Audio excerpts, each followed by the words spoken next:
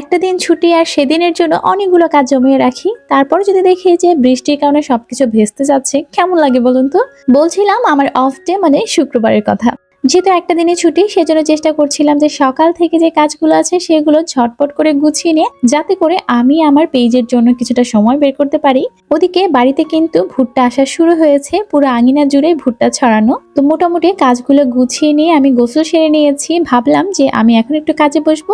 ওদিকে আমার মেয়ে বায়না ধরেছে, তাকে এখন নারকেল কেটে দিতে হবে, সেই জন্য ওকে নারকেলে পানি বের করে আগে নারকেলটা কেটে দিচ্ছি। তো নারকেল কাটতে কাটতে বুঝতে পারলাম যে আমার একটু ক্ষুধাও পেয়েছে। যেহেতু সকালবেলা আমি একটু হালকা খাবার খাই, সেজন্য দেখা যায় যে দুপুরে আমি একটু আর্লি খাওয়ার চেষ্টা করি। সকালবেলা আম্মু খিচুড়ি রান্না করেছে, তো সকালে তো আমার খাওয়া হয়নি, সেজন্য আমি ভাবলাম যে তাহলে খিচুড়িটাই খেয়ে নেই। আর দুপুরে রান্না এখনো আসলে আমাদের কমপ্লিট হয়নি। আর আমার কিন্তু খিচুড়ির সাথে ডিম ভাজাটা খেতে বেশ ভালো লাগে। তো এই যে প্লেটে খিচুড়ি নিয়েছি, আর তার সাথে ডিম ভাজা, আর তার সঙ্গে আছে বড়ের আচার, আর আছে শসা। মাশাল্লাহ, দারুণ একটা কম্বো, কি বলেন? তো দুপুরে খাওয়া দাওয়া শেষ করে আমি ভাবছি যে এই সময় কাজে বসবো, আর সেই সময় দেখি ঝুম বৃষ্টি শুরু হয়ে গেল। একেবারে চারপাশ অন্ধকার করে, আর এইরকম পরিবেশে আসলে যেহেতু ছুটির দিন, আমার মনে হয় না যে কোনো কাজ করতে ইচ্ছে করে কাঁথা মুড়ি দিয়ে ঘুমানো ছাড়া।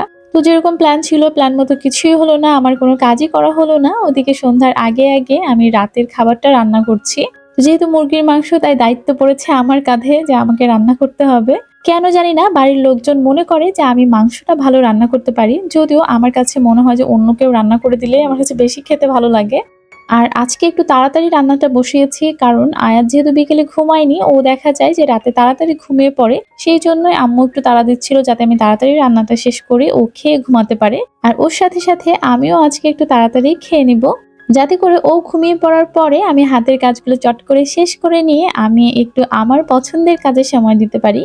আর আমি যখন একা খাই তখন আসলে খাবার টেবিলে বসে খাওয়া হয় না, আমি যেই জায়গাটায় কাজ করি সেখানে বসেই খাই।